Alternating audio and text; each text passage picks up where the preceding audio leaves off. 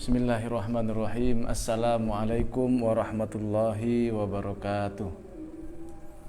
Ila hadratin Nabil Mustafa Sayyidina Muhammad Rasulillah sallallahu alaihi wasallam wa ala alihi wa ashabihi wa azwajihi wa dhurriyyatihi wa ahli baitihi tamanna khususan ila abaihi minal anbiya wal mursalin wa ilal malaikatil muqarrabin wal qarrabin wasyuhada wa salihin khususan ila sadatina wa aimatina Abi Bakr wa Umar wa Uthman wa Aliyin wa a'immatil arba'atil mujtahidin wa muqallidin fi din tuma ila arwahil ulama'i rasulin kullu muhlisin wa hadim wa sallallahu alaihi wa sallam. Zaikhina min sunnati wal jamaah sunnati wa sikhina min sunnati. Sunnah mu'alafatan kitab Sayyidina Nawawi Marbantani Seputar Musabakal Pangkalam Sunnah khususan ila ya Allah Ibrahim al-Bajuri wa sallina wa furu'ihim wa usulihim wa masaikhim ajma'in fa'anallahu bi'ulumihim al-Fatihah. A'udzu billahi minasyaitonir rajim. Bismillahirrahmanirrahim. Alhamdulillahi rabbil alamin arrahmanir rahim maliki yaumiddin iyyaka na'budu wa iyyaka nasta'in ihdinas siratal mustaqim siratal ladzina an'amta 'alaihim ghairil maghdubi 'alaihim waladdallin. Rabbighfirli wa liwalidayya wa lil mu'minina amin. Bismillah, alhamdulillah, wassalatu wassalamu ala sayyidina Muhammad Rasulillah wa ala alihi wa sahbihi wa man tabi'a sunnatahu wa jama'atah min yaumina hadza ila yaumil ba'ts wan nahdah. Qala Allah ta'ala fi kitabihil karim, a'udzu billahi minasyaitonir rajim. Rabbi shrah li sadri wa yassir li amri wa hlul 'uqdatam min lisani yafqahu qawli. Allahumma arinal haqqo haqqan warzuqna ittiba'ah wa arina batila batilan warzuqna ijtinabah. Radina billahi rabba wa bil islami dina wa bi sayyidina Muhammadin nabiyya wa rasula wa bil qur'ani imama amma ba'd. Bismillahirrahmanirrahim. Kita akan lanjutkan kajian kitab Syarah Tijanud Daruri karya Syekh Nawawi bin Umar Al-Bantani, yang mana kitab ini menjelaskan tentang ilmu tauhid dan merupakan penjelasan daripada kitab Risalah lil Imam Al-Bajuri. Kitab ini menjelaskan tentang ilmu akidah atau lazim dikenal di kalangan pesantren dengan istilah ilmu tauhid atau ilmu kalam. Pada kesempatan yang lalu kita telah jelaskan tentang sifat-sifat Allah yang lain seperti wujud, qidam, baqa, mukhalafatul hawadisi, kama bi nafsihi, wahdaniyah, qudrah dan iradah. Alhamdulillah pada kesempatan ini kita akan melanjutkan kajian di pembahasan sifat ilmu, yakni pengetahuan Allah. Allah yang Maha mengetahui. Kalau teman-teman punya kitab Syarah Tijanud Daruri dalam versi cetakan Darul Kutub Al-Ilmiyah, silahkan teman-teman buka di halaman ke-20 ya, kitab yang seperti ini. Di halaman ke-20 di baris paling bawah sebelah kanan. Bismillahirrahmanirrahim. Qala al-muallifu rahimahullahu ta'ala wa nafa'ana bihi wa bi'ulumihi wa amadana bimadadihi wa anwarihi fid daraini amin. Wa yajibu fi haqqihi ta'ala al-ilmu wa hiya sifatun mawjudatun qadimatun qa'imatun bidzatihi ta'ala ya'lamu biha al-asya'a. Wa yajibu dan wajib secara rasional, artinya ini wajib dalam pengertian hukum akal, bukan hukum syariah, yang mana wajib dalam pengertian hukum akal adalah sesuatu yang menurut akal kita harus ada. Sehingga kalau ada orang yang mengatakan hal tersebut tidak ada, maka akal kita wajib menolak hal tersebut, bukan semata-mata karena hal itu adalah doktrin, tapi memang bisa kita buktikan secara rasional. Nah, istilah hukum akal ini tentu saja sangat berbeda dan bahkan kontras sekali perbedaannya dengan al-hukmul adi atau hukum kebiasaan. Oleh sebab itu adalah keliru jika orang ingin memahami ilmu akidah tapi perangkat yang dia gunakan atau metode yang dia gunakan adalah al-hukmul adi atau hukum kebiasaan. Itu sangat keliru. Kenapa demikian? Karena begini. Al-hukmul adi atau hukum kebiasaan tentu saja landasannya adalah realitas kehidupan kita sehari-hari, kenyataan yang kita alami dalam kehidupan ini. Kita melihat benda-benda di sekitar kita adalah benda-benda fisik.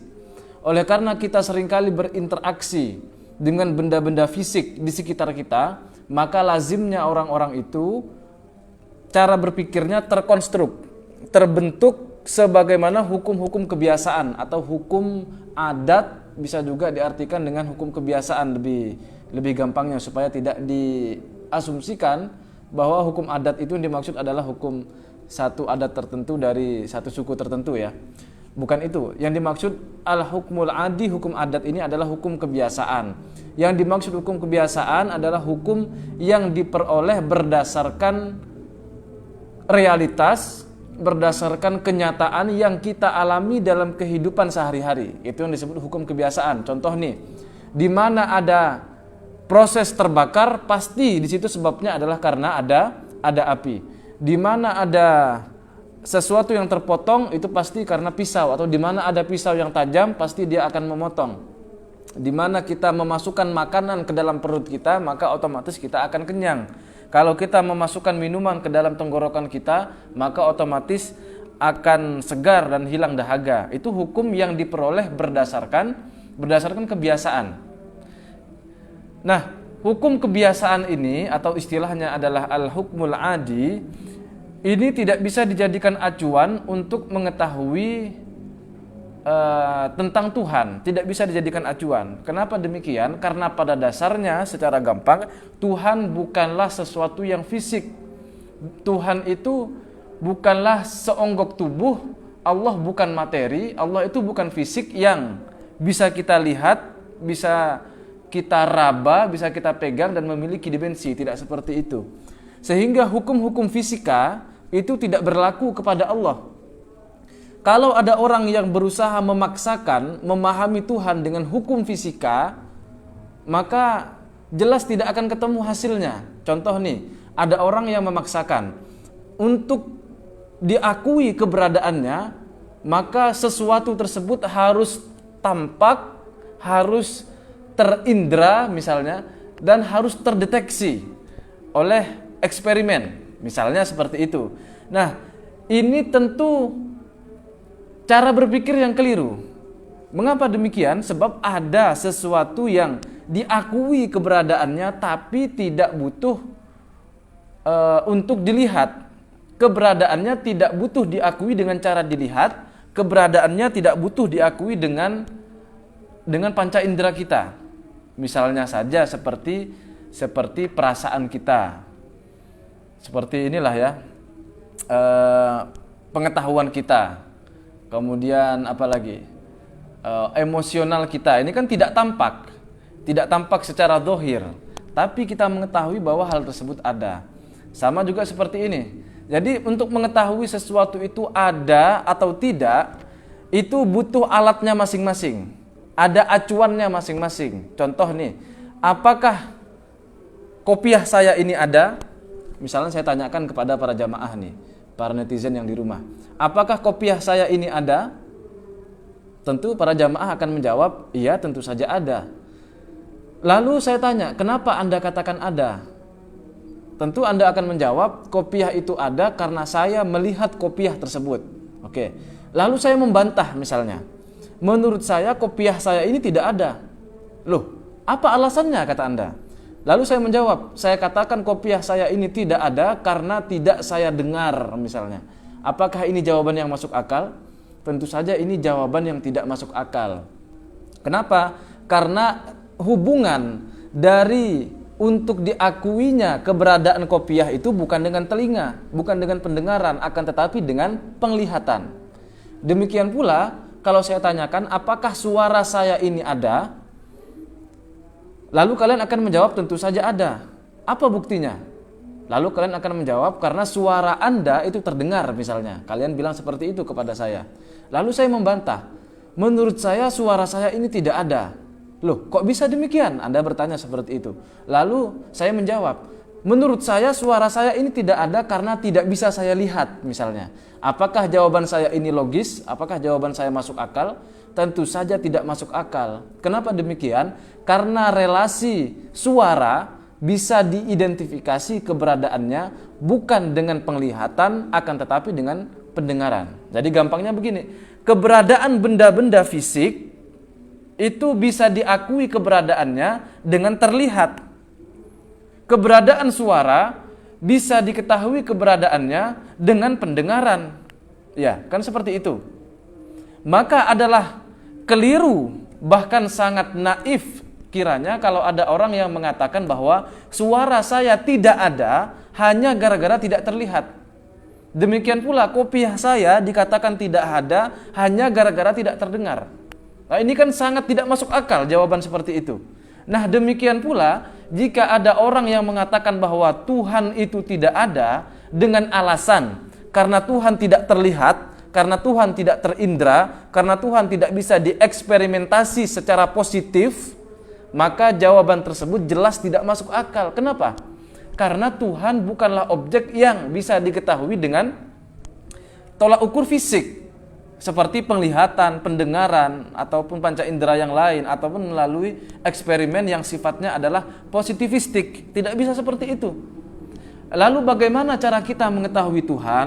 Yang paling memungkinkan mengetahui Tuhan itu bukan dengan hukum kebiasaan, bukan dengan hukum-hukum fisika, akan tetapi mengetahui Tuhan itu harus dengan hukum rasional, pakai akal kita. Nah, ini seolah-olah terkesan bahwa kita terlalu mengagungkan akal, padahal tidak. Sebab sejak awal agama ini diturunkan memang diperuntukkan kepada orang yang berakal. Coba kita lihat, syarat beragama itu apa? Syarat beragama itu adalah dia memiliki dua kriteria. Pertama adalah orang yang akil, dia berakal. Lalu yang kedua adalah orang yang baligh, dia dewasa secara usia. Nah, orang yang punya dua kriteria ini, yakni berakal dan dia sudah dewasa secara usia, orang tersebut dikatakan sebagai orang mukallaf, bukan mu'allaf ya. Mukallaf itu artinya orang yang diberikan tanggung jawab syariat. Dia diberikan beban syariat untuk dia pikul. Kalau dia kerjakan perintah Allah, dia dapat pahala. Kalau dia kerjakan maksiat-maksiat, dia akan mendapatkan dosa. Siapa yang melakukan perbuatan maksiat yang dihukumi dosa itu? Tentu adalah orang yang berakal dan dia adalah orang yang baligh atau yang kita kenal dengan orang mukallaf itu.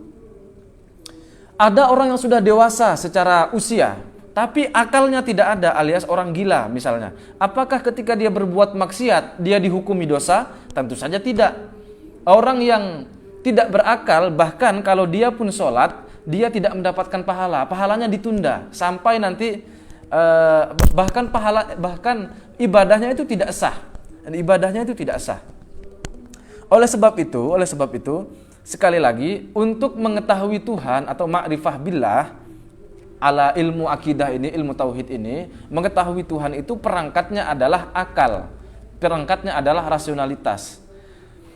Lalu kawan-kawan kita misalnya dari kalangan Wahabi membantah begini misalnya. Lebih mulia manakah antara Al-Quran dan Sunnah dibandingkan dengan akal? Ya, pada hakikatnya tentu kita akan mengatakan yang lebih mulia itu adalah Quran dan Sunnah. Akan tetapi begini. Dari mana kita tahu bahwa Quran itu benar? Dari mana kita tahu bahwa Sunnah itu benar? Nah, kita mengetahui hal tersebut tentu dengan verifikasi akal kita. Dengan penilaian akal kita. Kita mengetahui bahwa Al-Quran ini benar, itu karena akal kita yang menilai. Kita mengetahui bahwa hadis ini benar, ucapan Nabi itu benar, dan Nabi tidak boleh salah, maka itu hanya bisa terverifikasi, bisa dinilai hanya dengan akal kita. Oleh karena itu, secara metode nih ya, awas jangan salah paham, secara metode akal kita lah yang lebih unggul. Secara hakikat yang lebih unggul, yang lebih utama adalah Quran dan hadis. Tapi secara metode kita lebih mendahulukan akal dulu. Nah, oleh karena itu nanti dalam ilmu akidah ini perlu diimbangkan bahwa akal itu harus terverifikasi dalam Quran dan Sunnah. Quran dan Sunnah pun harus terverifikasi oleh akal kita. Jadi seimbang antara akal dan Quran dan Sunnah itu harus berjalan berdampingan. Nah, seperti itu nanti ya. Kalau dalam kitab misalnya Kasful Balid fi Ilmi Tauhid karya Kiai Haji Khozin Ali Wafa, salah satu guru saya, beliau menjelaskan dalam kitabnya bahwa arkanul imani isnani. Rukun iman dalam ilmu tauhid itu dua. Yang pertama adalah al-adillatul aqliyah, yang kedua wasyawahidun naqliyah. Itu rukun iman dalam ilmu akidah adalah dua. Yang pertama adalah harus dibuktikan dengan dalil-dalil rasional, dalil yang masuk akal, harus ada postulat yang logis rasional. Lalu yang kedua harus dipersaksikan dengan dalil nakli. Apa itu dalil nakli? Yakni Quran dan Sunnah. Oke, dipahami ya. Berbeda dengan dalam istilah ilmu tauhid, ilmu fikih. Dalam ilmu fikih, rukun iman itu ada 6. Iman kepada Allah, malaikat, kitab Allah, para rasul, hari kiamat, qada dan qadar. Ini berdasarkan hadis. Nah, 6 hal ini dalam rukun iman, pengertian daripada ilmu fikih, kalau dibaca dari sudut pandang tauhid, 6 hal ini adalah objek yang wajib diimani, bukan rukun iman itu sendiri. Saya ulangi. Iman kepada Allah, malaikat, kitab-kitab Allah, para rasul, hari kiamat dan qada qadar, ini adalah rukun iman dalam pengertian ilmu fikih, diambil dari hadis. Ini kan rukun iman nih. Dalam sudut pandang tauhid, 6 hal ini bukanlah rukun iman itu sendiri, akan tetapi 6 hal ini adalah objek yang wajib diimani. Kenapa dikatakan bukan rukun iman itu sendiri? Karena begini, rukun itu artinya adalah pilar-pilar, pondasi. Dia adalah tiang utama, yang mana kalau ada bangunan tanpa tiang ataupun pondasi, dia tidak akan bisa berdiri, tidak mungkin bisa. Demikian pula keimanan. Keimanan itu harus ada rukunnya, pilar-pilar dan pondasinya. Yang mana keimanan tanpa ada pondasinya dan tanpa ada pilar-pilarnya, tentu keimanannya rapuh. Oke? Nah, dari penjelasan seperti ini berarti yang dimaksud dengan rukun iman adalah pilar-pilar keimanan. Pondasi daripada keimanan yang mana kalau tidak ada hal tersebut maka keimanannya runtuh. Keimanannya itu rapuh. Lalu disebutkan bahwa rukun iman dalam istilah ilmu tauhid itu ada 2. Sekali lagi, yang pertama adalah al-adillatul aqliyah, harus bisa dibuktikan secara rasional, masuk akal, secara logis, dan kemudian yang kedua harus dipersaksikan berdasarkan Quran dan Sunnah. Nah, keimanan yang didasari dengan 2 ini, ayatnya ada enggak? Ada. Misalnya hadisnya ada enggak? Ada. Lalu dalil rasionalnya, dalil yang penjelasan masuk akalnya ada atau tidak? Tidak ada. Loh, maka nanti kalau dia didebat atau digugat keimanannya oleh non-Islam, tentu dia tidak bisa menjawab. Nah, keimanan yang seperti ini adalah keimanan yang rapuh. Demikian pula kalau kita hanya mengandalkan rasionalitas, mengandalkan akal, tidak dipersaksikan dengan Quran dan Sunnah, maka ini cenderung liberal jadinya. Lebih mengedepankan akal tanpa tuntunan wahyu. Ini bahaya. Ini jatuhnya nanti akan menjadi liberal. Maka rukun iman itu ada 2. Pertama harus bisa dibuktikan secara rasional, ada bukti logisnya. Kemudian yang kedua ada Quran dan hadisnya. Apa objek yang diimani? Objek yang diimani ada 6. Yakni Allah, iman kepada Allah, kemudian malaikat, para rasul, kitab-kitabnya Allah, hari kiamat, demikian pula qada dan qadar. 6 hal ini harus masing-masingnya bisa kita buktikan dengan dalil akli atau bukti rasional dan juga dalil nakli, Quran dan hadis. Nah, jadi tidak bertentangan antara rukun iman versi fikih dan rukun iman versi tauhid. Oke, kita kembali ke pembahasan inti kita.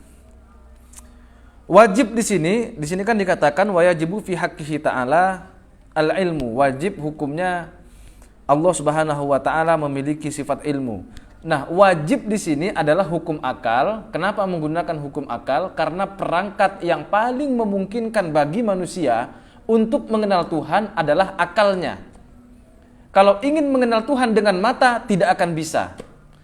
Kalau di dunia ini. Kalau kita ingin membuktikan keberadaan Tuhan dengan pendengaran kita, tidak mungkin bisa. Kalau kita ingin membuktikan keberadaan Tuhan dengan panca indera kita, tidak mungkin bisa. Atau dibuktikan sebagaimana pembuktian fisik, dicarilah menggunakan apa misalnya alat pendeteksi misalnya. Seperti pendeteksi sinyal, bisa dicari sinyal Allah ini ada enggak? Tidak mungkin bisa seperti itu. Perangkat untuk mengetahui dan mengenal Allah adalah dengan akal kita. Oleh sebab itu dikatakan wajib Allah memiliki sifat ilmu. Wajib di sini yang dimaksud adalah wajib secara akli, wajib menurut akal kita. Allah Subhanahu wa taala wajib memiliki sifat ilmu. Artinya Allah Maha mengetahui. Wahia, adapun ilmu tersebut sifatun ialah sifat, artinya ilmu itu sendiri bukanlah Allah. Allah itu sendiri juga bukan sifat ilmu. Antara Allah dengan sifatnya itu dua hal yang berbeda. Contoh gampang lagi lah, seperti saya. Adnan adalah orangnya, zat. Nih, ini yang disebut Adnan. Sementara sifatnya, katakanlah yang paling gampang seperti ganteng, karena laki-laki. Ganteng ini adalah sifat. Apakah ganteng daripada saya ini dengan saya, Adnan itu sendiri adalah dua hal yang sama atau dia dua hal yang berbeda? Tentu dia dua hal yang berbeda. Adnan sebagai orang ini zat, dan sifat saya seperti ganteng itu adalah dua hal yang berbeda. Sifat ilmu bukanlah Allah, Allah bukanlah sifat ilmu. Akan tetapi sekalipun dua hal itu berbeda, antara zat dan sifat adalah dua hal yang berbeda, namun zat dan sifat tidak mungkin bisa terpisahkan. Sekali lagi kita tegaskan, antara sifat dan zat tidak mungkin bisa dipisahkan. Mafhumus sifat la tanfasilu abadan anid zat. Konsepsi atau pemahaman kita tentang sifat itu tidak mungkin bisa terpisahkan daripada zatnya itu sendiri. Yang disebut dengan sifat adalah yang melekat pada zat, sementara yang disebut zat adalah sesuatu yang dilekati oleh sifat. Sehingga di mana ada zat Allah, maka pada saat yang sama ada sifat-sifatnya Allah. Nah, ini juga sekaligus menjadi kritik pada teologi Kristen misalnya. Yang mana di agama Kristian, dari kata Christ ini artinya juru selamat, bahasa Inggrisnya Christ, kemudian pengikutnya Christ sang juru selamat ini adalah Kristian, yang kemudian diadopsi menjadi bahasa Indonesia menjadi Kristen ya. Bahasa Arabnya Al-Masih artinya juru selamat kan. Yang mana salah satu akidah, tidak semuanya ya, mereka ada di antara mereka yang mengimani bahwa Tuhan itu bisa dipahami dengan konsep trinitas dalam sudut pandang mereka. Saya dulu pernah kuliah kristologi atau perbandingan agama waktu kuliah filsafat dulu di Sekolah Tinggi Filsafat Al-Farabi, dan pernah juga melakukan studi banding ke gereja waktu itu ya, demi penelitian ini. Nah, waktu itu di diskusi-diskusi kita telah kita jelaskan begini, bahwa dalam sudut pandang mereka Yesus atau Nabi Isa alaihissalam itu adalah kalam. Dia adalah firman. Firmannya siapa? Firmannya Bapa. Bapa itu siapa? Bapa itu Allah. Allahnya di mana? Allahnya di surga katanya. Jadi Bapa atau Allah itu ada di surga. Kemudian perwujudan dari Tuhan itu Tuhan berkalam, Tuhan berfirman. Yang mana firman atau kalamnya Tuhan itu mewujud pada darah dan daging, turun ke bumi menjadi Isa alaihissalam atau yang mereka kenal dengan Yesus itu sendiri. Dengan demikian, dari pernyataan tersebut jelaslah bahwa pandangan mereka itu mengkonfirmasi bahwa sifat itu bisa terpisah daripada zatnya. Bapa atau Allah yang ada di surga itu, dia berfirman, yang mana firmannya terlepas daripada Allah itu sendiri, turun ke bumi menjadi Yesus itu. Nah, pandangan seperti ini itu jelas keliru. Kenapa keliru? Karena pada dasarnya sifat tidak mungkin terlepas daripada zatnya. Zat tidak mungkin terlepas daripada sifatnya. Di mana ada sifat, dia pasti ada pada zat. Di mana ada zat, dia pasti ada sifat-sifatnya. Kemarin kita contohkan, atau mungkin beberapa kali ya, dicontohkan misalnya ada gombalan-gombalan misalnya.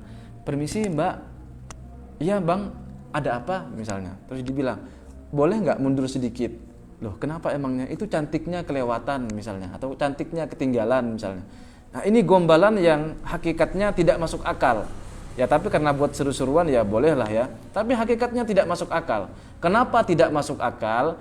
Karena cantik itu adalah sifat. Sedangkan mbaknya itu atau kakaknya itu adalah zatnya. Telah kita sepakati bahwa zat tidak mungkin terlepas daripada sifatnya. Yang mana sifat cantik pada dasarnya dia pasti melekat pada orangnya tadi itu, tidak mungkin terpisah. Oke, kita lanjutkan. Wahia sifatun, ilmu adalah sifat maujudatun yang mewujud sehingga dia bisa tampak, bisa terlihat oleh kita ketika Allah nanti membuka hijab, dalam arti membuka penutup kita. Jadi sebenarnya kita itu bisa melihat Allah, tapi Allah berikan kita hijab, yakni penutup. Hijab ini bahasa Arab, bahasa Indonesianya artinya penutup. Nah, sekarang kita terhalang, tertutup, sehingga kita tidak bisa melihat Tuhan. Lalu kalau Allah itu mau, jika Allah buka, maka kita akan mengalami kasyaf atau inkishaf, akan terbuka, sehingga tampaklah Allah di sana. Nah, kalau Allah itu nampak, maka sifat-sifat ma'ani yang 7 itu, yakni kudrah, iradah, ilmu, hayah, sama, basar, kalam, ini pasti akan terlihat juga. Telah kita jelaskan kemarin ya. Silahkan diputar lagi pertemuan kita yang kemarin ya. Ilmu adalah sifat yang maujudah, yang wujud. Qadimatun, dan sifat yang qadim artinya pada saat zat Allah ada, maka sifat ilmu ini juga sudah ada. Dia tidak diciptakan. Berbeda dengan sifat manusia. Sifat ilmu manusia itu tidak bersamaan dengan lahirnya manusia itu sendiri. Saya ulangi, sifat ilmu daripada manusia itu tidak bersamaan dengan lahirnya manusia itu sendiri. Katakanlah saya lahir 1997. Baru lahir itu tanpa pengetahuan apapun. Baru setelah saya lahir, saya mulai belajar mengetahui ini, mengetahui itu. Saya mulai belajar bicara, belajar berjalan, belajar mengenal orang tua saya, belajar ini benda apa, dan seterusnya. Maka seiring dengan perjalanan waktu, ilmu saya bertambah. Nah, jelaslah bahwa pengetahuan saya itu hadir pada diri saya, tidak bersamaan dengan hadirnya saya di muka bumi ini. Berbeda dengan Allah. Pengetahuan Allah itu, karena Allahnya qadim, ya, Allah itu tidak diciptakan, maka sifatnya Allah juga tidak diciptakan. Artinya sifat Allah itu tidak bertambah seiring dengan perjalanan waktu. Sifat Allah ya tidak ada pertambahan. Kalau ada tambahan dalam ilmunya Allah, maka problemnya adalah ilmu Allah menjadi tidak qadim lagi. Awalnya Allah tidak tahu, misalnya kita lagi ngaji nih sekarang, kita lagi ngaji. Lalu di tengah ngaji misalnya tiba-tiba HP saya meledak. Lalu Allah kaget. Ini kok lagi ngaji HP-nya meledak. Nah, Allah kaget karena Allah baru tahu misalnya. Seperti ini kan tidak mungkin. Tidak mungkin Allah baru tahu seperti itu. Karena Allah sudah mengetahui sejak qadim. Karena Allah tidak diciptakan, qadim artinya maka ilmunya Allah juga qadim, tidak diciptakan. Pada saat Allah sebagai zat itu ada, sifat-sifatnya pun juga ada. Berbeda dengan makhluk, pada saat saya ada, pengetahuan saya belum ada pada saat itu. Ini jelas beda ya. Jelas beda. Qaimatun bidzatihi ta'ala. Sifat ilmu ini qaimah. Dia ada pada zat Allah. Sifat ilmu ini ataupun sifat-sifat ma'ani yang lain tidak mungkin terlepas daripada zatnya Allah. Ini sengaja saya ulang-ulang supaya setengah hafal ya jamaah yang aktif mendengarkan pengajian ini. Ya'lamu biha al-asya'a. Ya'lamu, Allah mengetahui, biha dengan sifat ilmu tersebut, al-asya'a pada segala sesuatu.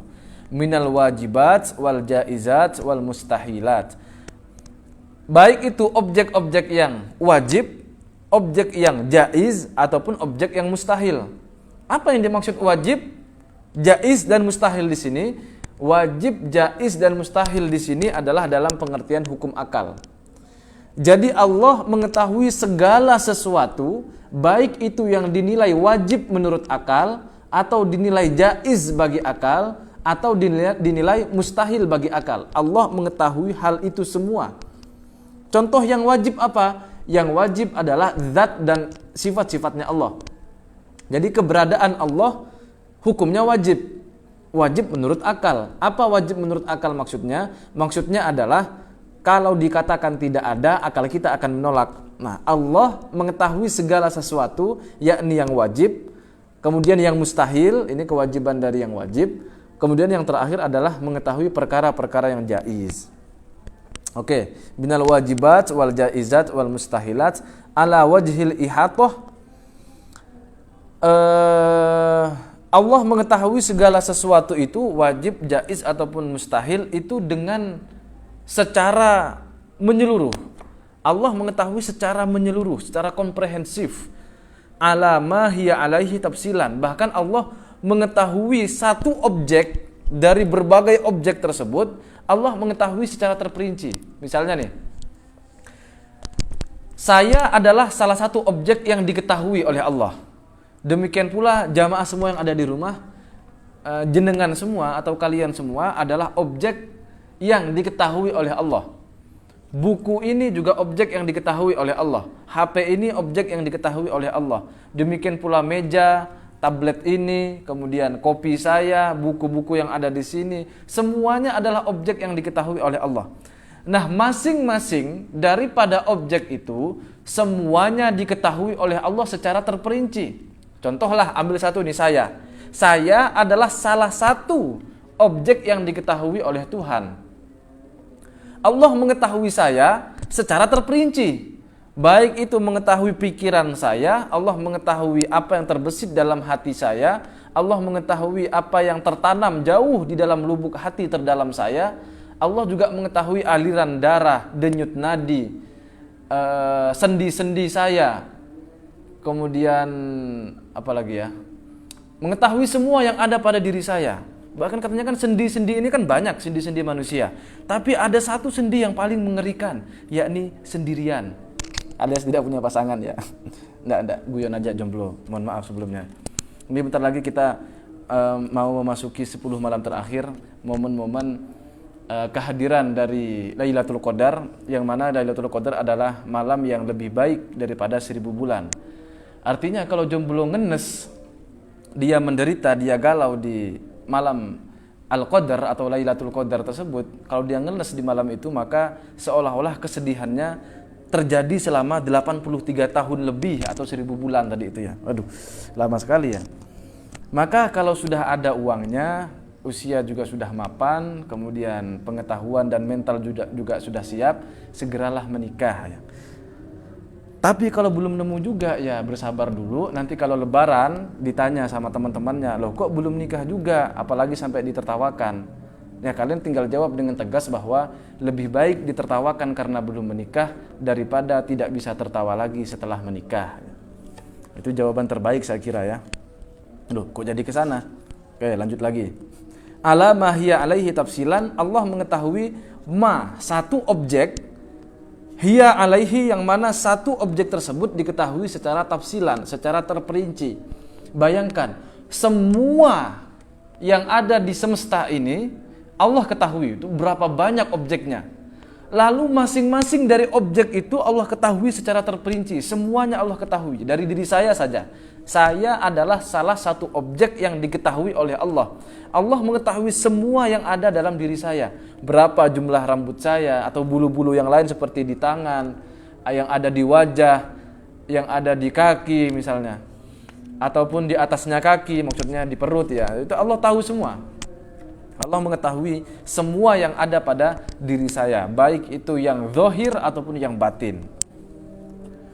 Faya'lamu subhanahu wa ta'ala, Allah subhanahu wa ta'ala mengetahui pada satu objek la nihayata lahu tafsilan, bahkan pada satu objek yang la nihayata lahu, yang tidak terbatas.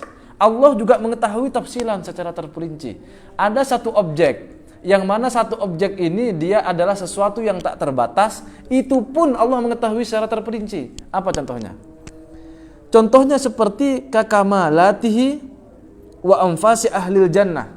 Contohnya seperti adalah kesempurnaan Allah. Apakah kesempurnaan Allah itu terbatas? Tentu saja tidak terbatas. Nah, Allah mengetahui kesempurnaannya sendiri, yang mana kesempurnaannya itu tidak terbatas.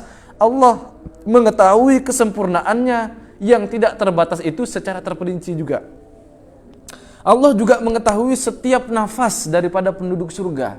Orang yang tinggal di surga itu, dia kholidina fiha abada. Allah buat dia kekal di dalam surga. Artinya kalau sudah masuk surga, dia tidak mungkin mati lagi. Bayangkan kalau sudah tidak mungkin mati lagi, berarti berapa lamanya dia ada di surga. Kita hidup di dunia ini aja loh. itu sudah tidak terhitung ada berapa nafas kita. Apalagi kalau sudah abadi di surga, itu pun Allah ketahui. Fata'allaqul ilmi, adapun ta'alluq, relasi daripada sifat ilmu, wahidun, ialah satu. Relasi daripada sifat ilmu hanya satu saja, yakni tanjizi qadim, tanjiziyun qadimun, yakni tanjizi qadim. Ta'alluq atau relasi daripada sifat ilmu pada semua objek, yakni yang wajib ataupun yang jaiz ataupun yang mustahil. Ketika sifat ilmu ini berhubungan terhadap perkara yang wajib seperti zat dan sifat-sifatnya Allah, kemudian berhubungan dengan perkara-perkara yang mustahil seperti adanya kontradiksi, itu mustahil. Kemudian apalagi? Adanya akibat tanpa sebab, itu mustahil. Allah mengetahui hal-hal yang mustahil, Allah juga mengetahui semua perkara yang jaiz. Allah ketahui dengan sifat ilmunya dengan tanjizi qadim. Apa itu tanjizi qadim? Tanjizi artinya selesai, qadim artinya sejak dahulu. Artinya sejak dahulu itu tidak ada batas permulaan. Kenapa tidak ada batas permulaan? Karena memang tidak diciptakan. Seperti saya, keberadaan saya ada batas permulaannya. Awalnya tidak ada, lalu ketika lahir saya ada. Yang begini disebut hadis. Kebalikan daripada hadis adalah qadim. Apa itu qadim? Qadim dia adalah sesuatu yang ada tanpa melalui proses ketiadaan sebelumnya. Kalau manusia tidak ada dulu baru ada. Kalau Tuhan dia langsung ada. Dalam arti memang dia tidak pernah tidak ada sebelumnya. Dia selalu ada. Pengetahuan Allah itu sudah qadim. Pengetahuan Allah itu sudah mengetahui segala sesuatu. Istilahnya di sini adalah tanjizi. Allah sudah selesai, sudah final mengetahui segala sesuatu. Qadimun, sejak qadim, sejak dahulu kala Allah sudah mengetahui. Oleh karena itu, kalau ada kalimat-kalimat seperti ini, apakah Tuhan itu berpikir? Sebagaimana tema yang saya angkat ini, apakah Tuhan itu berpikir? Atau ada beberapa buku, misalnya saya punya salah satu buku, judulnya itu adalah mengetahui pikiran Tuhan. Atau memprediksi pikiran Tuhan misalnya. Yang begitu-begitu itulah. Atau seperti filsafatnya Abu Nasr Al-Farabi, atau di barat dikenal dengan Aven Nasser, kalau di Khazanah Keislaman dikenal dengan nama Al-Farabi. Beliau dalam filsafatnya mengatakan bahwa Tuhan adalah akal di satu sisi lain Tuhan adalah akil, dan di sisi yang lain lagi Tuhan adalah ma'kul. Jadi Tuhan itu tiga sekaligus dalam pengertian yang satu, tapi ya, Tuhan adalah akal dan sekaligus akil, sekaligus adalah ma'kul. Tuhan adalah pikiran itu sendiri dan subjek yang berpikir, kemudian objek yang dipikirkan. Nah, ini saja secara istilah sebenarnya sudah tidak tepat penggunaannya. Kenapa? Karena Tuhan tidak layak dikatakan sebagai zat yang berpikir. Kenapa demikian? Karena berpikir pengertiannya adalah proses untuk mengetahui sesuatu. Itu berpikir tuh namanya. Kalau kita sudah mengetahui sesuatu, ya tidak perlu berpikir lagi. Ini berapa? 1. Ya tidak perlu berpikir lagi. Kenapa? Karena kita sudah tahu. Kalau masih berpikir, itu artinya kita masih mencari tahu. Itu yang disebut berpikir. Kemudian kalau ada orang yang mengatakan atau bertanya, apakah Tuhan itu berpikir? Atau mungkinkah kita mengetahui pikiran Tuhan? Nah, ini pernyataan ini jelas keliru. Kenapa demikian? Karena Tuhan tidak layak untuk dikatakan sebagai zat yang berpikir. Yang betul adalah Tuhan maha mengetahui. Tuhan itu al-alim. Tuhan itu memiliki sifat ilmu. Tuhanlah yang maha mengetahui. Jadi Allah sudah mengetahui. Tidak layak disebut sebagai berpikir. Lalu ada orang kemudian ingin menegaskan, dengan demikian apakah Tuhan tidak berpikir? Nah, dikatakan tidak berpikir itu konotasinya negatif. Walaupun itu maksudnya betul ya. Memang Tuhan itu tidak perlu untuk dikatakan berpikir. Karena berpikir itu awalnya tidak tahu untuk mencari tahu. Itu namanya berpikir. Tuhan sudah mengetahui segala sesuatu. Bahkan pengetahuan Tuhan itu tanjizi kodim, sudah mengetahui segala sesuatu bahkan sejak dahulu kala. Allah sudah mengetahui itu. Nah, sehingga jelaslah bahwa Tuhan itu tidak layak dikatakan sebagai zat yang berpikir. Untuk dikatakan tidak berpikir juga tidak layak ya, karena seolah-olah itu konotasinya negatif. Padahal yang betul, loh ngapain Allah butuh berpikir lagi? Lawang Allah sudah mengetahui segala sesuatu. Oke, lanjut. Fahuwa ta'ala, dialah Allah ta'ala alimun, zat yang maha mengetahui, bijami'il ma'lumati, dengan segala objek pengetahuan yang ada. Muhitun, dan dialah zat yang meliputi, bijami'i ma yajri tahta nukhumil ardi, dan dialah zat yang meliputi pada segala sesuatu yang terjadi di titik terbawah bumi. Perhatikan kata muhitun di situ. Innallaha gimana itu? Pengetahuan Allah itu apa? Muhitun. Allah itu muhit. Artinya muhit ini meliputi segala sesuatu. Yang dimaksud meliputi segala sesuatu ini bukan berarti Tuhan itu ada di mana-mana. Ada kan sebagian orang itu yang beranggapan Tuhan itu ada di mana-mana. Pernyataan ini bisa salah, bisa benar.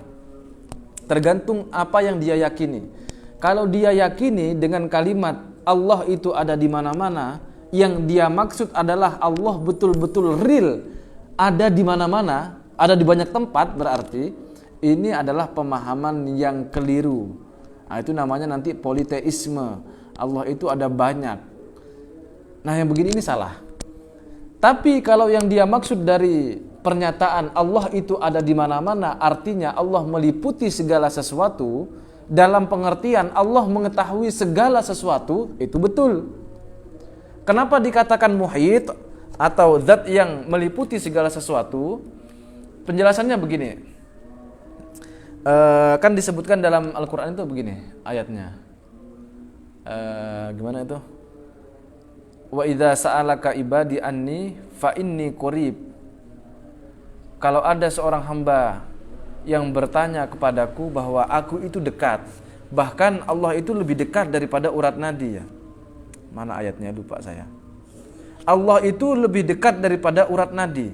Nah, ini juga perlu digarisbawahi. Apa yang dimaksud dengan Allah itu lebih dekat daripada urat nadi? Apa yang dimaksud? Kalau yang dia maksud adalah Allah itu melekat pada dirinya sehingga urat nadi di sini misalnya, lalu Allah ada yang lebih dekat lagi dalam pengertian jarak, ini adalah pemahaman yang keliru. Yang betul itu gimana? Yang betul itu pemahamannya begini. Misalnya saya punya orang dekat, orang terdekat saya katakanlah namanya A. Kemana-mana saya pergi, si A ini pasti ikut. Otomatis kira-kira nih kalau ditanyakan, si A ini tahu enggak setiap aktivitas saya? Tentu saja dia tahu. Saya sekarang lagi ngapain, jadwalnya di mana, jam berapa, itu dia tahu. Kenapa? Karena A selalu berdampingan dengan saya. Kemana-mana saya pergi dia selalu tahu.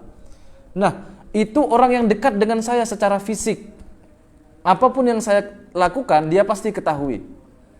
Tapi sekalipun dekat seperti itu, orang terdekat saya bernama A ini, dia pasti tidak mengetahui apa yang ada dalam pikiran dan hati saya.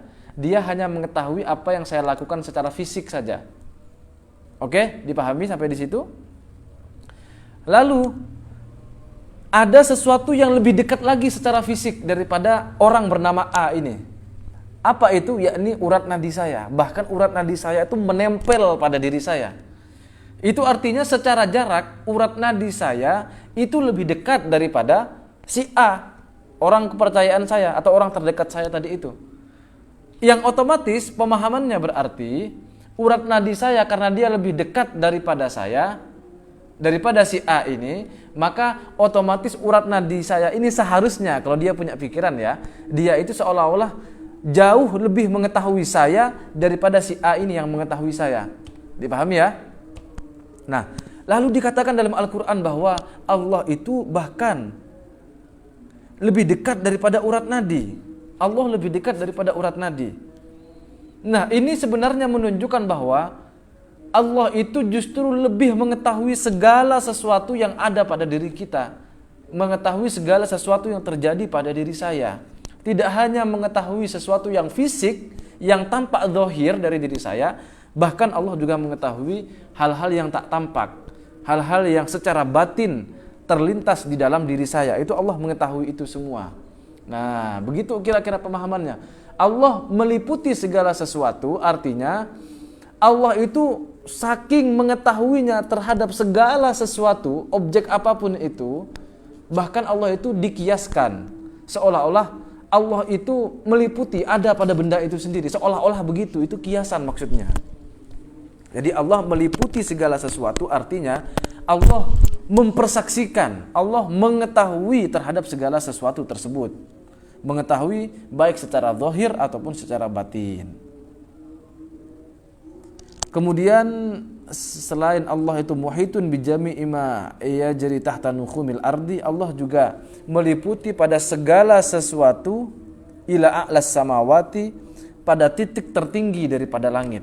Selain Allah mengetahui titik terendah daripada bumi, apa yang terjadi di sana, Allah juga mengetahui terhadap apa yang terjadi pada titik tertinggi daripada langit itu sendiri. La ya'zubu, tidak mungkin terlepas, an ilmihi, dari pengetahuan Tuhan, mithqalu dzarratin, secuil pun, fil ardi, objek yang ada di bumi, wala fis samai, dan yang ada di langit. Jadi tidak mungkin terlepas, pengetahuan Allah tidak mungkin terlepas pada objek-objek yang ada di bumi ataupun yang ada di langit. Artinya ya Allah betul-betul maha mengetahui pada segala objek yang ada di titik terendah bumi dan titik tertinggi daripada langit. Bal, bahkan ya'lamu, Allah mengetahui dabiban namlatis sauda, pada semut hitam yang merayap, ala sokhrotis somma, pada batu yang hitam, fi lailatiz dzulma, pada malam yang gelap. Allah mengetahui semut kecil yang merayap, yang mana semut tersebut berwarna hitam.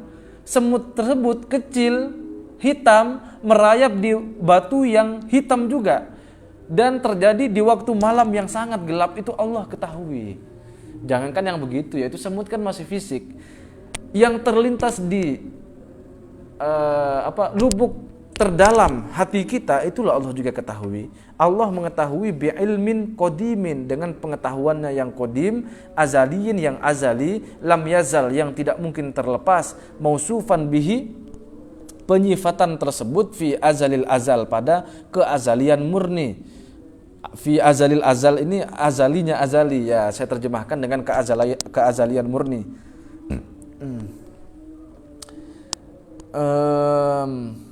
Jadi betul pengetahuan Allah itu tidak memiliki permulaan, dalam arti tidak ada titik mula, pengetahuan Allah itu baru muncul, tidak seperti itu. Dari awal memang Allah itu sudah mengetahui segala sesuatu, bahkan sebelum hal itu terjadi. Kadang kita berpikir juga begini, ini agak menengah lah ya, tapi tidak terlalu menengah lah, masih agak biasa saja, tapi tentu ini bukan pemula. Kadang begini ya, kalau manusia antara konsep blueprintnya dia dengan kejadiannya itu kan kadang berbeda, pengetahuannya kan bertambah. Contoh nih, nanti saya rencana sahur dengan, katakanlah dengan bakso. Nanti saya rencana sahur dengan bakso. Oke, saya punya pengetahuan tentang nanti sahur dengan bakso. Oke.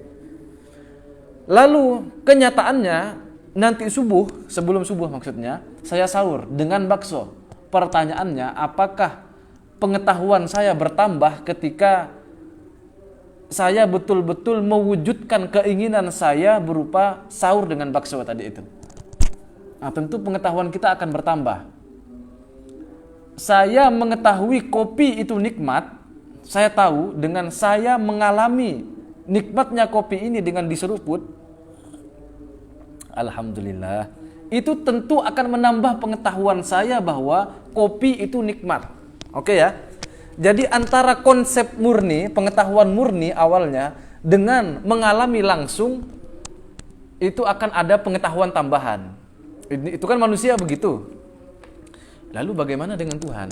Nah, ini tentu bukan pemula lagi ya, cuman ini teka-teki biasanya di pesantren, di bahsul masail ya, kita diskusi-diskusi yang begitulah. tentang ilmu tauhid. Apakah pengetahuan bertambah? Ini kan Allah sudah mengetahui segala sesuatu, bahkan sebelum segala sesuatu itu tercipta. Kasih garis bawah tuh, kalimat Allah mengetahui yang dikasih garis bawah, bahkan sebelum segala sesuatu itu tercipta. Oke, berarti Allah sudah mengetahui. Apakah ketika sesuatu itu terjadi dan sesuai dengan pengetahuan Tuhan, apakah pengetahuan Tuhan itu bertambah? Sebagaimana pengetahuan kita bertambah ketika saya awalnya mengetahui kopi itu nikmat, lalu saya seruput kopi itu, oh ternyata betul-betul nikmat. Ini kan pengetahuan saya bertambah. Apakah pengetahuan Tuhan juga seperti itu? Bisa dijawab dengan tegas bahwa pengetahuan Tuhan tidak mungkin bertambah. Kenapa? Karena sesuatu yang masih dibutuhkan tambahan, itu berarti dia tidak sempurna. Pengetahuan Tuhan itu tidak bertambah, bukan dalam artian negatif. Tidak bertambah ini karena kalau bisa dikatakan pengetahuan Tuhan itu bertambah, berarti sebelum ada tambahan ini pengetahuan Tuhan tidak sempurna. Oke ya, dipahami ya.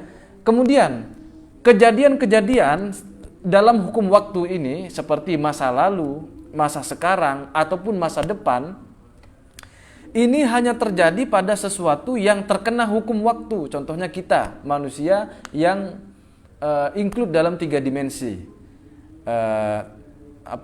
Panjang, tinggi, dan lebar, kemudian dimensi ruang dan waktu. Nah, ada dimensi ruang dan waktu juga. Sesuatu yang mengalami hukum waktu ini seperti manusia, dia tentu akan merasakan perbedaan antara masa lalu, masa sekarang dengan masa depan. Tapi untuk Tuhan itu tentu bukan makhluk 3 dimensi. Tuhan itu bukanlah objek atau subjek yang terkena hukum waktu. Sehingga pengetahuan Tuhan itu tidak terpengaruhi dengan masa lalu, masa sekarang, ataupun masa depan. Tidak terpengaruhi oleh itu sama sekali. Nah, teman-teman kalau punya perangkat ilmu fisika ataupun filsafat lah ya paling tidak, itu mungkin agak menarik diskusi tentang ini ya. Jadi nanti ada dimensi makhluk, dimensi yang lebih tinggi daripada kita. Katakanlah di makhluk yang hidup di dalam black hole misalnya. Seperti teman-teman kalau nonton film Interstellar karyanya Christopher Nolan itu, yang mana tokoh utamanya itu terjebak di dalam black hole, yang mana para ilmuwan satupun tidak ada yang mengetahui ya apa yang ada di dalam black hole itu. Ternyata dalam film itu diceritakan, ini film Interstellar, diceritakan bahwa setelah orang tersebut, tokoh utamanya ini masuk ke dalam lubang black hole tersebut, ternyata dia masuk ke dimensi yang lebih tinggi, yang mana hukum waktu itu tampak jelas bagi dia. Yang dimaksud tampak jelas itu begini, dalam kehidupan kita sebagai makhluk 3 dimensi ini, waktu ini kan tidak terlihat. Waktu ini adalah benda yang non fisik. Sementara di dimensi yang lebih tinggi, waktu itu terlihat, waktu ini tampak jelas, seperti objek ini, seperti buku ini. Oh, di sini masa lalu, ini masa sekarang, ini masa depan, ini tampak jelas. Karena sudah tampak jelas begini, maka kita mengetahui semuanya, bahkan tidak perlu menunggu itu terjadi. Karena masa lalu, masa sekarang, dan masa depan itu sudah terlihat. Agak sulit ya menjelaskan ini ke publik mungkin. Kapan-kapan aja lah bicara tentang itu. Toh juga tidak wajib diketahui. Yang wajib diketahui oleh kita semua adalah pengetahuan Allah itu sempurna. Oleh karena pengetahuan Allah sempurna, pengetahuan Allah tidak perlu adanya tambahan. Karena kalau sesuatu itu bisa ditambah, itu menunjukkan sesuatu itu tidak sempurna. Kemudian bahkan kalau sesuatu itu sudah dikatakan sempurna, lalu malah ditambah, sesuatu itu malah berkurang. Contoh nih, ada secangkir kopi, kemudian kopinya ini cuma separuh.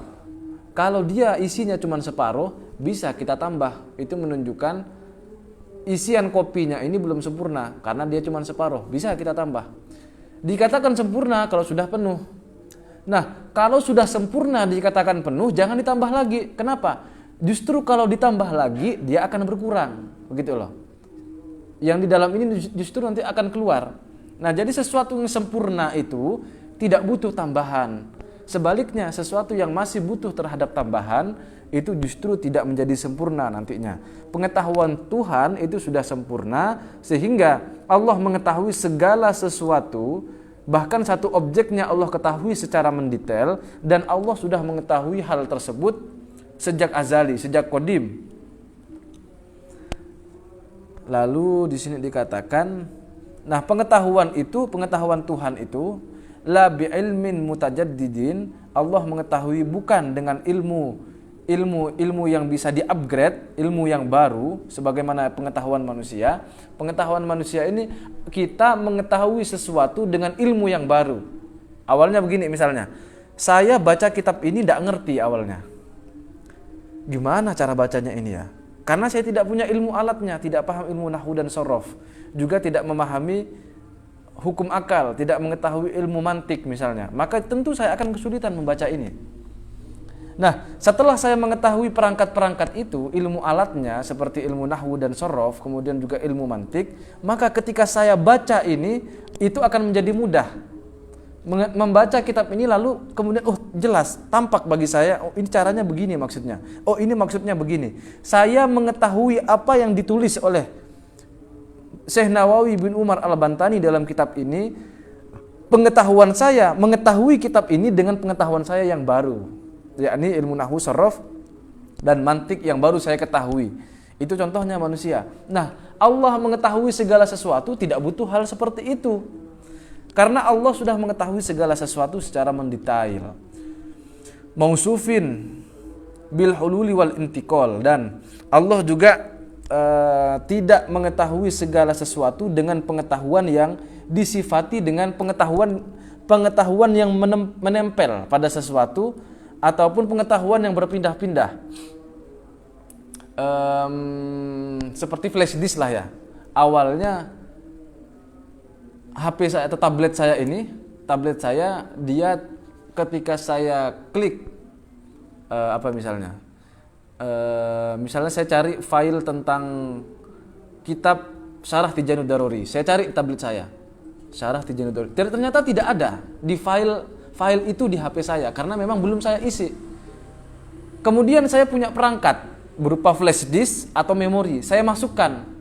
Nah, jadi di dalam flash disk ini ada pengetahuan tentang kitab Syarah Tijanud Daruri. Saya masukkan memori tersebut ke dalam HP saya atau ke dalam tablet saya. Lalu pengetahuan ini sudah menempel di tablet saya, maka ketika saya ketik di tablet saya bahwa saya mencari file namanya Syarah Tijanud Daruri, baru kemudian muncul. Nah, itu kira-kira pengetahuan yang bisa intikal, pengetahuan yang bisa berpindah-pindah. Nah, kira-kira begitulah. Fala tatanaha ma'lumatuhu, dan pengetahuan Allah atau objek yang diketahui oleh Tuhan itu tidak terbatas. Bahkan satu objek saja ya. Kesempurnaan Tuhan ini masih satu objek yang wajib, yakni Tuhan. Tuhan kan wajibul wujud. Pada satu objek saja, yakni Tuhan itu punya kesempurnaan. Kesempurnaan Tuhan saja itu sudah tidak terbatas. Itulah Allah ketahui. Apalagi kita makhluk-makhluk yang terbatas ini, tentu Allah mengetahui hal itu semua. Wadidduha, adapun antonim lawan ai sifatil ilmi, wadidduha yang dimaksud adalah wadiddu sifatil ilmi gitu kalau mau kita keluarkan dhamir ha-nya itu. Wadidduha ai sifatil ilmi, adapun antonim atau lawan daripada sifat ilmu, al jahlu adalah sifat jahil. Jahil artinya bodoh. Tidak mungkin Allah memiliki sifat bodoh. Maka sifat bodoh ini menjadi sifat mustahil yang dimiliki oleh Allah. Termasuk sesuatu itu dikatakan jahil adalah kalau ada satu objek saja yang tidak diketahui oleh Tuhan. Ada satu objek, karena objek tersebut tersembunyi lalu tidak Allah ketahui. Nah, maka dengan demikian pengetahuan Allah tidak sempurna. Kalau pengetahuan tersebut tidak sempurna, maka tidak bisa dikatakan sebagai pengetahuan yang layak dimiliki oleh Tuhan. Nah, itu perlu diketahui juga. Setelah ini kita buktikan apa buktinya kalau Allah itu mengetahui segala sesuatu. Sebelum ke sana perlu ditegaskan nih, ada faidatun. ada satu tambahan, ada satu faedah nih. Ta'allaqul iradati, adapun ta'alluqnya sifat iradah itu tabi'un, ialah mengikuti li ta'alluqil ilmi, pada ta'alluqnya sifat ilmu, fit ta'aqquli faqat, hanya sebatas dalam tataran rasional. Setelah ini kita akan jelaskan, kita baca dulu lah ya. La fil khariji, dia tidak eksis dalam realitas eksternal. Di annahuma, karena sesungguhnya ta'alluq sifat iradah dan sifat ilmu qadimani, ialah qadim, bimakna dalam pengertian annaka, sesungguhnya engkau, tata'aqqalu, ialah berpikir siapa engkau, awalan pada mulanya, ta'allaqul ilmi, pada ta'alluqnya sifat ilmu, tsumma tata'aqqala, kemudian engkau berpikir ta'allaqul iradati, pada ta'alluqnya sifat iradah. Wa ta'alluqul qudrati, adapun ta'alluqnya sifat qudrah itu at-tanjizi, ialah tanjizi, tabi'un, yang mengikuti li ta'alluqaini, pada dua ta'alluq, wa bainahu, dan di antara keduanya, wa bainahu, antara sifat antara ta'alluqnya sifat qudrah, wa bainahuma, dan ta'alluqnya iradah dan ilmu, tartibun, itu berurutan, fit ta'alluqi fit ta'aqquli, dalam rasionalitas, wal khariji, dan realitas eksternal, li'annahu hadithun, sebab ta'alluqnya qudrah itu hadis, wahuma, sementara keduanya yakni ta'alluqnya sifat iradah dan ilmu, qadimani, ialah qadim. Nah, ini perlu ditegaskan begini. Kalau kita bayangkan prosesnya kan begini, kalau mau dibuat proses, Allah mengetahui segala sesuatu. Setelah Allah mengetahui segala sesuatu, Allah tetapkan dalam takdirnya dengan sifat iradah. Setelah Allah tetapkan, lalu Allah eksekusi, Allah ciptakan. Contohnya seperti manusia nih. Awalnya saya punya pengetahuan dulu, urutannya nih. Urutannya adalah saya punya ilmu dulu tentang makanan, katakanlah begitu. Pengetahuan yang saya miliki tentang makanan, katakanlah cuma 3 supaya gampang aja. Saya mengetahui tentang bakso, nasi goreng, dan sate. Udah, itu pengetahuan yang saya ketahui tentang makanan. Oleh karena pengetahuan saya ini terbatas pada 3 jenis ini, 3 objek pengetahuan ini kan pengetahuan saya. Maka otomatis kehendak saya pasti tidak jauh daripada 3 ini. Dari 3 objek makanan yang saya ketahui, mana yang saya pilih untuk saya makan, mana yang saya kehendaki. Katakanlah saya kehendaki untuk makan nasi goreng. Sudah, saya memilih makan nasi goreng ini dengan iradah saya atau dengan kehendak saya. Oke, dipahami ya? Setelah saya pilih makanan mana yang mau saya makan dengan kehendak saya, lalu saya eksekusi. Saya realisasikan. Saya wujudkan keinginan saya itu untuk makan nasi goreng, entah dengan cara beli ataupun dengan cara masak sendiri, lalu saya makan. Saya makan ini dengan sifat qudrah saya, dengan kuasa saya. Jadi berurutan tuh, pengetahuan saya dulu tentang makanan, kemudian pilihan saya mau pilih makanan yang mana dengan kehendak saya, lalu kemudian saya eksekusi, saya wujudkan keinginan saya itu dengan kuasa saya. Jadi ilmu dulu, baru keinginan, kemudian saya tunaikan dengan kekuasaan saya, dengan kekuatan saya. Itu urutannya kan begitu. Jadi ilmu dulu, kemudian iradah, kemudian qudrah. Pengetahuan dulu, kemudian kehendak, lalu kuasa saya, dengan kuasa saya realisasikan. Saya wujudkan keinginan saya. Itu kan urutannya begitu untuk manusia ya, untuk manusia. Lalu bagaimana kalau itu hubungannya dengan Tuhan? Apakah ada urutannya seperti itu? Jawabannya tidak seperti itu. Pada hakikatnya semua sifat-sifat Tuhan itu qadim semua, sehingga tidak ada berurutan. Tidak boleh kita katakan qudrah dulu, kemudian iradah, kemudian ilmu, atau kita balik, ilmu dulu sebagaimana manusia ya, kemudian iradah, kemudian qudrah. Tidak boleh begitu. Nah, di sini dikatakan bahwa ketika dalam pikiran kita, dalam proses mengetahui Tuhan ini, kita mengetahui bahwa iradah itu mengikuti ilmunya Allah. Dari mana Tuhan menentukan segala sesuatu, menggunakan sifat irodahnya. Nah, apa yang akan Allah kehendaki? Tentu saja objek-objek yang Allah ketahui, ya kan? Dengan demikian berarti irodah itu mengikuti ilmu, atau irodahnya Allah, kehendaknya Allah pasti sesuai dengan ilmunya Allah. Nah, urutan yang seperti ini itu hanya terjadi fit ta'akkuli faqat, hanya di dalam rasionalitas kita, dalam pikiran kita saja. Urutan yang seperti itu Allah menghendaki segala sesuatu pasti sesuai dengan ilmunya Allah. Artinya kehendaknya Allah pasti mengikuti dengan ilmunya Allah. Nah, urutan yang seperti ini itu hanya terjadi dalam pikiran kita. La fil khoriji, bukan pada kenyataannya di realitas eksternal. Nah, paham ya? Jadi jangan dikatakan bahwa hal tersebut berurutan.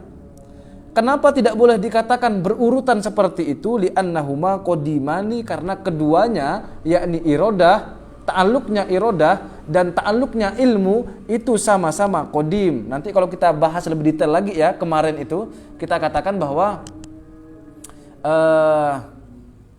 sifat irodah itu ta'alluqnya dua. Yang pertama adalah tanjizi. Yang pertama adalah suluhi qadim, yang kedua adalah tanjizi qadim. Ya, sama-sama qadim. Kemudian ta'alluqnya sifat ilmu ini adalah tanjizi qadim saja. Nah, berarti kan sama-sama qadim tuh. Karena sama-sama qadim, maka kalau kita masih membayangkan irodah dengan ilmu itu berurutan seperti itu, perlu ditegaskan itu hanya terjadi di dalam pikiran kita, bukan pada kenyataannya di realitas eksternal. Kenapa demikian? Karena ta'alluqnya irodah dan ta'alluqnya ilmu itu sama-sama qadim. Kemudian wa ta'allaqul qudrati, sementara ta'alluqnya kudroh ini kan ada tiga ta'alluqnya kudroh. Yang pertama adalah suluhi qadim, kemudian ada suluhi qadim, kemudian tanjizi hadis, lalu ada qabdah. Nah, itu dia. Itu ta'alluqnya kudroh. Nanti bisa dicek lagi ya di kitabnya atau di video-video sebelumnya, silahkan teman-teman buka di pembahasan sifat kudroh. Nah, perhatikan tanjizi hadis itu digaris bawahi.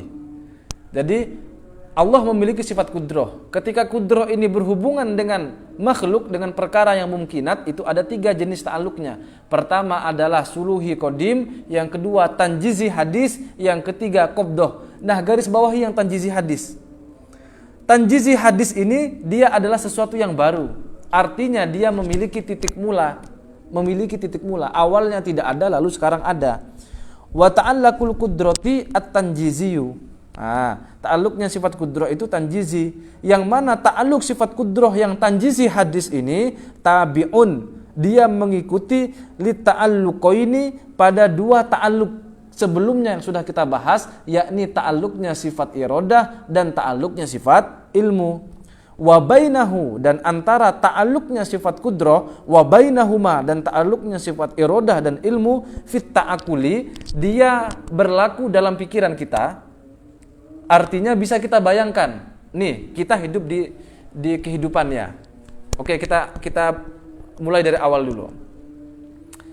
Kita melihat realitas, kita melihat kenyataan, kita melihat gejala yang ada nih. Oh, ini berubah, ini bergerak, ini awalnya tidak ada kemudian menjadi ada. Pertanyaannya, kenapa kok dia sekarang ada padahal sebelumnya tidak ada benda ini? Katakanlah benda ini. Awalnya ini kan benda tidak ada, lalu kok sekarang ada? Oh, pasti ada yang mengadakan, pasti ada yang menciptakan. Siapa penciptanya? Langsung sajalah singkat, penciptanya adalah Tuhan.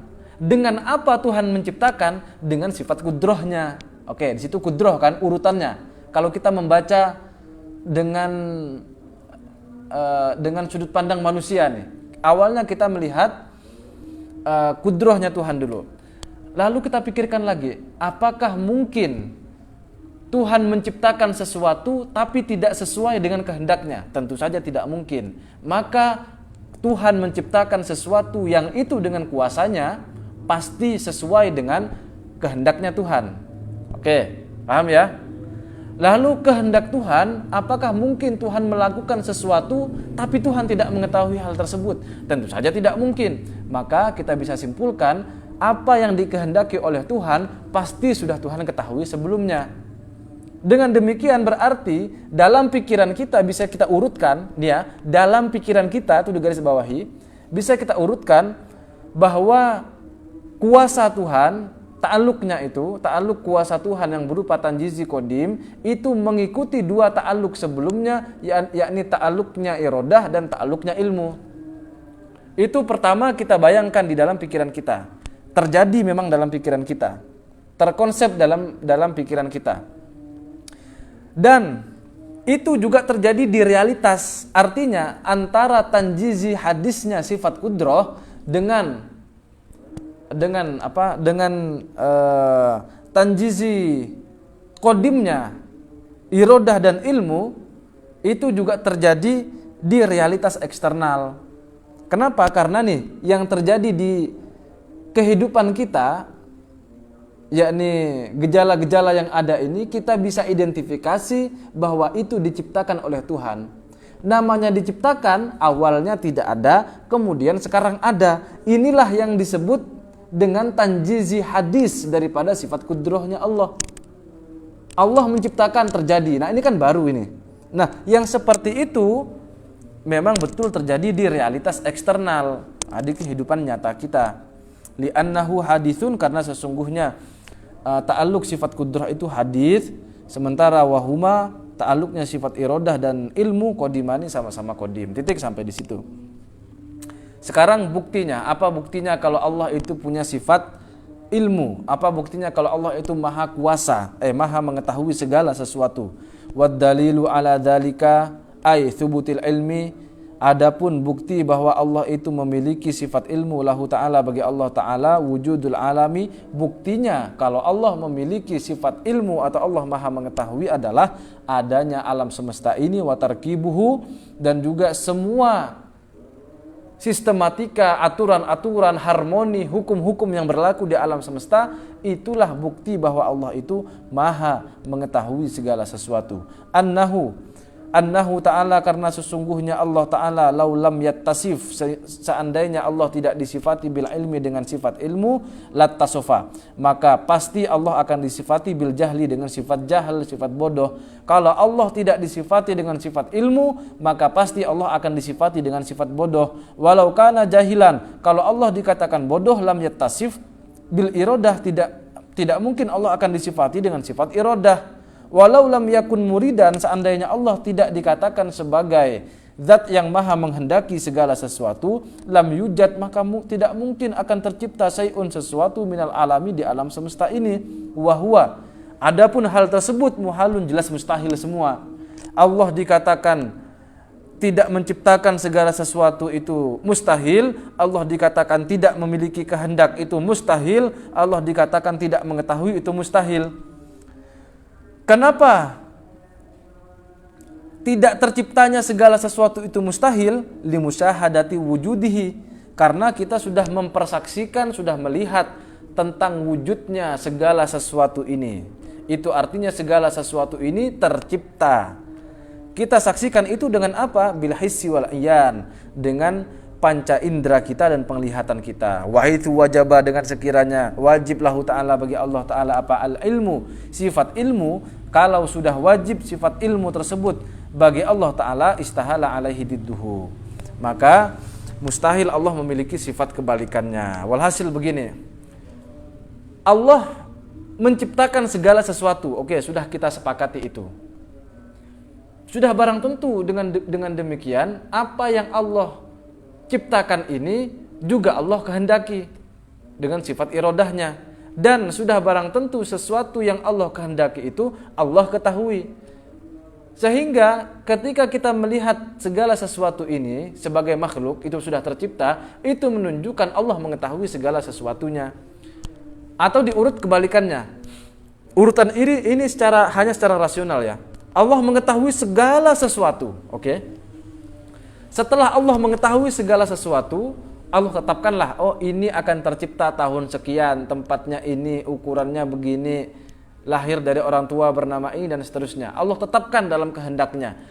Setelah Allah tetapkan dalam kehendaknya, lalu Allah realisasikan, Allah wujudkan dengan sifat kudrohnya, dengan kuasanya. Lalu terciptalah. Nah, dari kejadian ini bisa kita simpulkan bahwa segala sesuatu yang Allah ciptakan dengan kuasanya Allah pasti sesuai dengan kehendaknya Allah, dan otomatis pula sesuatu yang sudah dikehendaki oleh Allah pasti sesuai dengan ilmunya Allah. Sehingga segala sesuatu ini pasti sudah berdasarkan pengetahuannya Allah. Walhasil, semua yang ada ini pasti sudah Allah ketahui. Itulah bukti kalau Allah memiliki sifat ilmu. Titik, sampai di situ selesai sebenarnya sudah penjelasan kita. Lalu satu tambahan lagi dari saya. Oleh sebab itu begini ya, karena segala sesuatu ini telah Allah ciptakan dengan kuasanya, yang mana kuasanya Allah itu sesuai dengan kehendaknya Allah, dan kehendaknya Allah itu pasti sesuai dengan pengetahuan Allah yang sempurna. Maka seandainya nih, kalau kita tertimpa musibah, kita diuji oleh Tuhan, lalu kita merasa kejadian tersebut tidak layak kita alami. Ya Allah, kenapa engkau menguji saya seperti ini?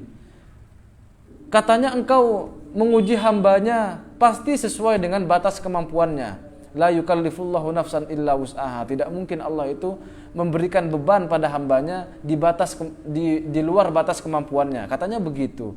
Kok ini saya tidak mampu ya Allah? Sebenarnya itu bukan tidak mampu, hanya saja Anda membatasi diri. Contoh sederhana begini. Saya punya motor dengan kecepatan 140 cc. Itu sudah diciptakan sama pabrik. Kecepatannya 140 cc. Lalu saya hanya berani menarik gas sampai kecepatan 60 km per jam. Loh, lawang saya beraninya narik gas itu sampai 60 km kok kecepatannya. Lalu tiba-tiba saya bilang, waduh, ini motornya tidak bisa lebih cepat. Ini motor ini cuma sampai pada 60 km. Lalu dia bilang begitu. Duh, yang masalah itu sebenarnya bukan pabriknya. Kita tidak bisa menyalahkan pabrik. Loh, pabriknya ini katanya motor ini bisa cepat sampai 140 km per jam. Loh, kok ini cuma sampai 60? Nah, masalahnya itu bukan pabriknya, tapi Anda yang menarik gasnya itu. Anda hanya berani narik gasnya sampai 60 km per jam. Kalau mau tarik lagi gasnya bisa nanti 140 km per jam. Tuhan sebenarnya menciptakan kita dengan batas kemampuan kita, yang mana kemampuan kita itu pasti bisa menghadapi setiap ujian yang Allah hadapi kepada kita, yang Allah hadapkan kepada kita. Pasti mampu kita sebenarnya. Tapi terkadang kita narik gasnya itu cuma sedikit. Lalu bilangnya, ya Allah, ini saya tidak mampu, kecepatannya cuma 60. Berarti kita yang membatasi diri. Kalau kita masih menolak, masih akan beranggapan bahwa kejadian ini seharusnya tidak menimpa saya, seolah-olah Anda menuduh Allah itu bodoh. Kenapa demikian? Karena kejadian ini yang sedang menimpa kita ini, apapun itu semua terwujudkan dengan sifat kudrohnya Allah. Sifat kudrohnya Allah itu sesuai dengan irodahnya atau kehendaknya Allah. Kehendaknya Allah pasti sesuai dengan ilmunya Allah yang sempurna. Nah, karena pengetahuan Allah itu sempurna, maka sudah barang tentu yang terjadi kepada kita ini adalah sesuatu yang terbaik untuk kita. Ketika kita merasa kita tidak mampu, itu karena ketidaktahuan kita, karena kebodohan kita sendiri. Saya contohkan seperti ini. Ada anak kecil, dia lagi main pisau nih. Lagi main pisau, katakanlah anak kecil itu umur 3 tahun.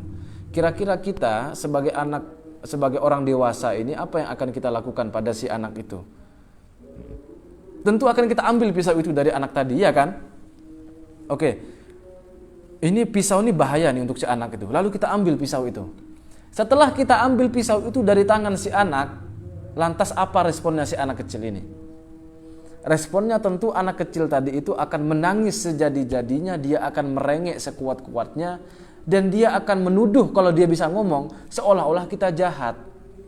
Apa yang kita ambil itu merebut kebahagiaannya. Seolah-olah dia menuduh si anak kecil ini bahwa kita jahat. Padahal kita melakukan hal tersebut, yakni mengambil pisau itu karena kita tahu bahwa pisau ini berbahaya untuk si anak.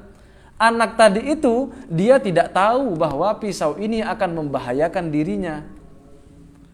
Nah, ini adalah ilustrasi seperti kehidupan kita. Kita ini seringkali bersikap kekanak-kanakan seperti anak bayi tadi itu, anak yang umur 3 tahun tadi. Yang mana ketika kita menggenggam sesuatu, lalu Allah ambil. Atau kita ingin sesuatu, tapi tidak Allah kasih. Lalu kita merengek, lalu kita menangis, lalu kita menuduh Tuhan. Seolah-olah Tuhan itu tidak adil, seolah-olah Tuhan itu seharusnya tidak layak berbuat seperti itu kepada kita. Kita menuduh Tuhan seperti itu, padahal pengetahuan kita ini terbatas. Kita tidak tahu ke arah sana. Tuhanlah yang lebih mengetahui segala sesuatu. Kan begitu? Nah, ini seringkali tanpa kita sadari, kita seringkali bersikap kekanak-kanakan. Pengetahuan Tuhan itu sudah sedemikian sempurna. Allah mengetahui segala sesuatu mana yang terbaik untuk kita. Adapun ya cobaan itu banyak, ya memang demikianlah cobaan. Kalau sedikit namanya cobain. Cobain dong ya sedikit. Kalau mau nyobain banyak itu cobaan namanya. Ya kalau sedikit namanya cobain. Kalau cobaan ya banyak memang. Nah, kabar baiknya setelah kita diuji oleh Tuhan, udah dapat cobaan seperti itu menunjukkan bahwa kualitas kita akan bertambah. Kualitas keimanan kita, pengetahuan kita itu akan bertambah. Kadang saya sempat berpikir gini juga awalnya ya.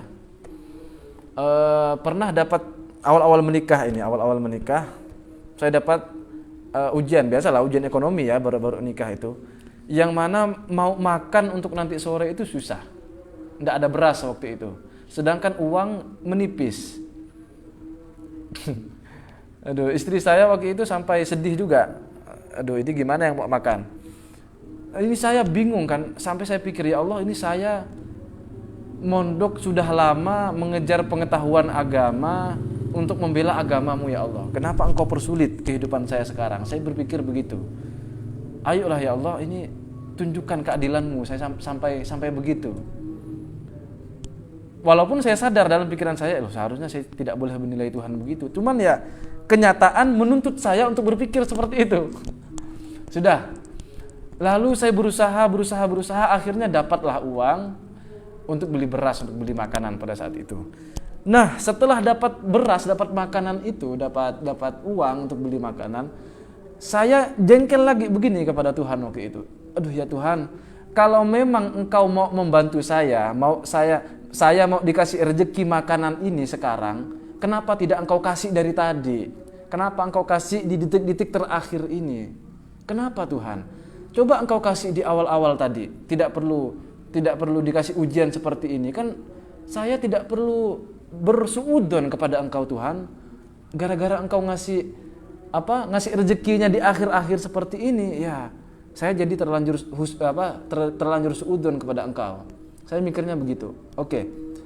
Lalu saya pikirkan lagi, seandainya Tuhan tidak menguji saya seperti itu, apa yang tidak saya dapatkan?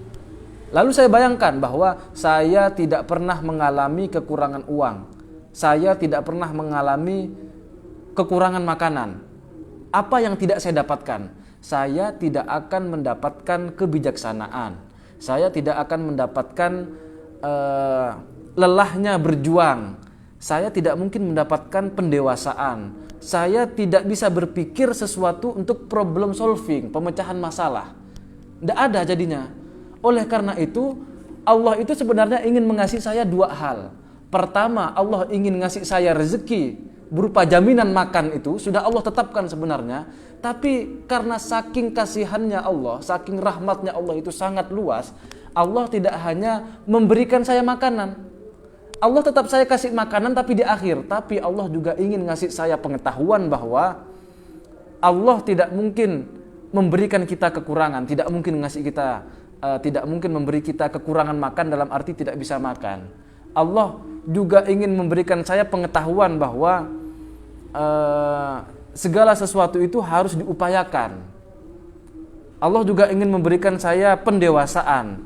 Allah juga akan memberikan saya cara berpikir problem solving untuk memecahkan masalah itu gimana, sehingga suatu saat kalau ada yang bercerita kepada saya pun juga bisa sharing, bisa berbagi pengalaman. Oh, dulu saya begini cara memecahkan masalah. Kenapa saya bisa tahu? Karena saya mengalami.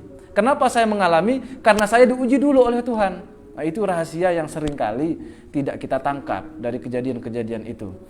Sebenarnya pemahaman ini pun sudah diajarkan dulu sama guru saya. Bahkan guru saya bilang gini, saya hampir bisa memastikan rumus kehidupan itu, Allah akan memberikan segala sesuatu itu di detik-detik terakhir. Itu pernyataan guru saya. Ya, saya hanya hafal tapi saya tidak paham dulu. Nah, setelah menikah ya baru paham. Oh, ternyata begini yang dimaksud. Aduh, ini mana ya, uang untuk lebaran belum terkumpul. Istri belum dibelikan baju. Kue belum beli, minuman kaleng juga belum beli misalnya. Aduh, belum THR untuk ponakan-ponakan banyak lagi, ini gimana? Ya berusaha dulu sekarang.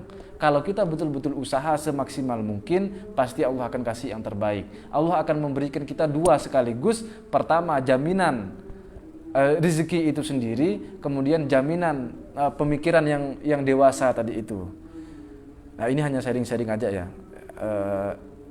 Yang awalnya saya hanya sekedar belajar ilmu tauhid di pesantren, hanya sekedar teori, murni teori, lalu kemudian betul-betul diuji setelah kita turun terjun di lapangan, terutama setelah menikah ini ya. Ternyata dari situ saya pikir-pikir, oh, tauhid ini ternyata tidak hanya sekedar teori yang kita pahami, kita pelajari di kitab-kitab ini.